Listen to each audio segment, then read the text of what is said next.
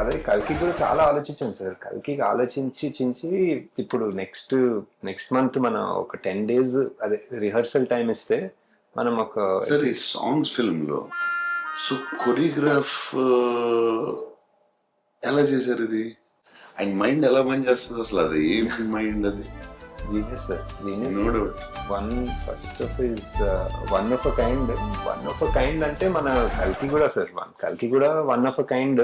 ఇంకా చాలా చేస్తాం. ఇప్పుడు పార్ట్ 2 లో ఒక చాలా ఎమోషనల్ సీన్ ఒకటి ఉంది సార్. సార్ మయూరి సినిమా ఉంది కదా సార్, సంగీతం గారిది. ఒక కాల్ లేని అమ్మాయితో భరతనాట్యం మీద, డాన్స్ మీద, నిజంగా కాల్ లేని అమ్మాయిని తీసుకొచ్చి ఎమోషనల్ సీన్ చేసేది. మనం మళ్ళీ ఇప్పుడు ఇన్ని సంవత్సరాల తర్వాత సాంగ్ స్టార్ట్ అయ్యించి నాకు పిచ్ ఇంట్రెస్టింగ్ అనిపించింది సినిమా. నేను ఎక్స్పెక్ట్ చేయలేదు దాంట్లో నేను కళ్ళ నీళ్ళు వస్తాయి. నేను ఆ హీరో చెట్టులోకి వెళ్ళినప్పుడు ఒకసారి వచ్చినాయి, 2 సార్లు వచ్చినాయి. అప్పుడు అదే సీన్ లో ఫైట్ అంటే సాంగ్ లో ఏడిపించవచ్చు.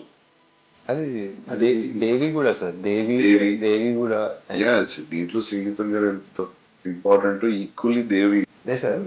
కల్కి కూడా వరల్డ్ వైడ్ కదా ఫస్ట్ సార్ చెప్పేదారండి. గారు కూడా ఫస్ట్ ఆఫ్ ఇట్స్ సంగీతం గారికి ఫోన్ చేయండి, నేను పాట పాడతాను, వినిపించండి. Sir. Action sequence next sir. That sir please sir.